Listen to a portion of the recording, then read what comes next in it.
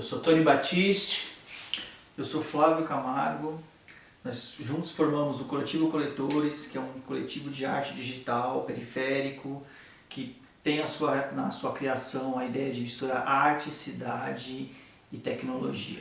O Coletivo Coletores tem 12 anos de existência e durante esse período temos desenvolvido uma série de ações e intervenções em diferentes tipos de espaço da cidade de São Paulo, de outras cidades e até mesmo de outros países.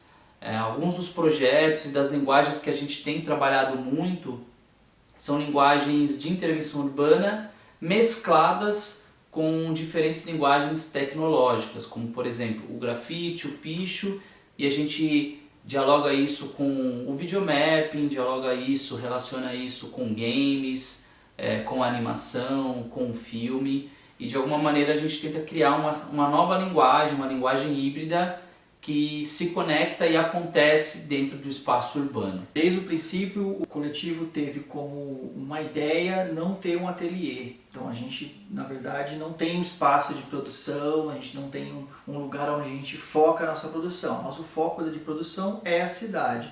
Então os projetos nascem na cidade, em determinados espaços, e a gente faz desses espaços ateliês temporários. Então, ali onde a gente trabalha, a gente também cria relação com as pessoas que estão próximas, com quem está produzindo junto com a gente, mas também com as pessoas que vêm, se aproximam, deixam seus olhares, deixam sua presença ou colaboram de alguma forma para a construção desse trabalho. Dentro da nossa produção, a gente tem feito alguns projetos que dialogam não só com diferentes territórios, mas também com diferentes artistas, e tem sido um processo muito rico, porque a ideia de se chamar Coletivo Coletores parte muito da ideia dessa coleta, que seja uma coleta de objetos, de elementos, de linguagens, de pessoas, de territórios, de memórias ou até mesmo de histórias.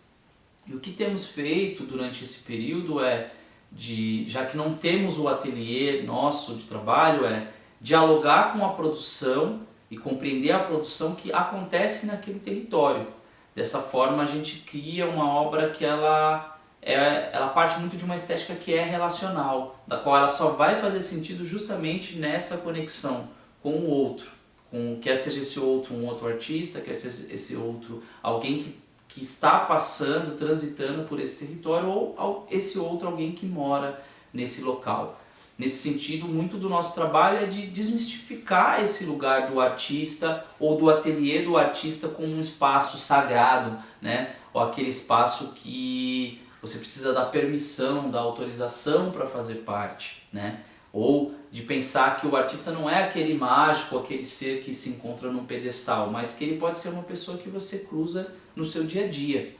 Desses trabalhos mais recentes que a gente acha sempre muito importante destacar, e a gente tem muito carinho por esse projeto, é um projeto chamado Transmemorial, que é um projeto que a gente desenvolveu junto com o Sesc Paraty, foi uma encomenda para a Flip de 2018, do qual tivemos a oportunidade de contar a história de Paraty sobre um outro ponto de vista. Nele a gente fez uma pesquisa a respeito de como a cidade foi criada, como se desenvolveu aquela região e quem eram os atores daquela região no passado em relação aos atores de hoje.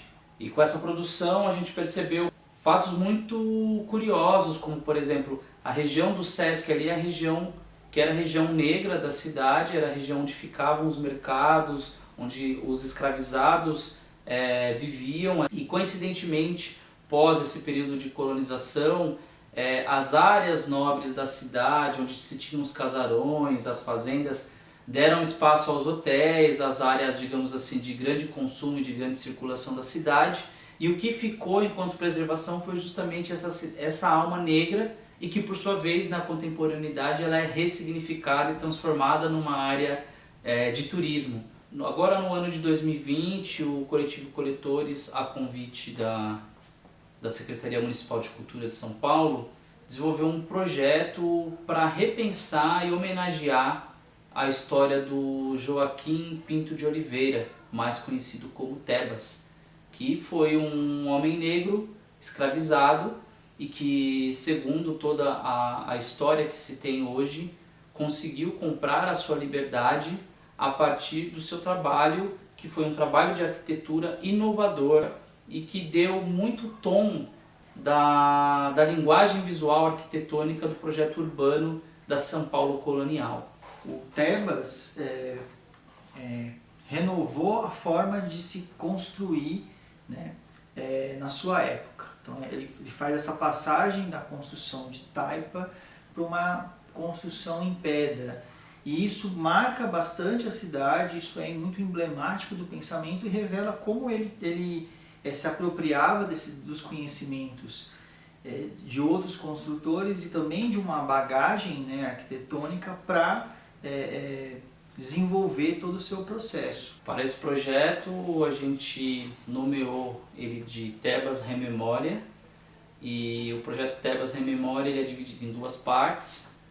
Uma primeira parte a gente realiza um videomapping em escala arquitetônica na Igreja do Carmo, que fica localizada na Rangel Pestana, que é uma igreja da qual ele foi fundamental na concepção estética desse prédio. Inclusive é um prédio que foi documentado pelo Debré.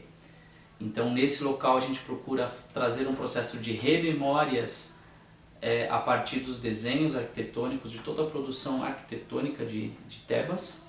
E já num segundo prédio, a parte 2, digamos, desse projeto, a gente realiza também um segundo videomapping em escala arquitetônica na Igreja de São Gonçalo, que é uma igreja que ainda não se tem informações se o Joaquim Pinto de Oliveira foi um dos construtores, mas temos documentos que comprovam que ele foi sepultado nessa igreja. Então a gente partiu, já que no primeiro projeto a gente narra a história do Tebas a partir da sua construção arquitetônica, da sua jornada dentro da arquitetura e da concepção dessa São Paulo colonial. Num segundo momento, a gente procura investigar o Tebas enquanto mito, Tebas enquanto legado e a palavra Tebas enquanto algo que tem uma grande representação dentro da comunidade negra. Um outro trabalho que realizamos recentemente é Pujança Editada. É uma intervenção visual na estátua do Borba Gato, que se localiza ali na entrada de Santo Amaro. Nessa intervenção nós buscamos ressignificar essa estátua, construída por volta aí dos anos 50 e 60, onde nós tentamos, de alguma forma, trazer um pouco da história do que foi a presença dos bandeirantes em São Paulo de uma forma crítica, pensando tanto o passado quanto o presente. Olhar para a estátua do Borba Gato, para nós do Coletores, serviu quase como um espelho para olhar a história da própria cidade de São Paulo. E o que buscamos fazer nesse trabalho é uma espécie de um raio-x que tenta revelar o verdadeiro valor dessa estátua. Então ela começa ali sendo, digamos assim, engolida por um líquido dourado, quase como se fosse um ouro líquido. Depois esse ouro ele passa a revelar realmente o que está por trás desses valores, e que são justamente o extermínio, o genocídio e uma série de outras atrocidades e violências que não só aconteceram durante o período colonial, mas que permaneceram enquanto legado. E justamente a cidade de São Paulo, ao homenagear uma figura como o Borba Gato, ajuda a perpetuar esse ciclo de apagamentos e de violências.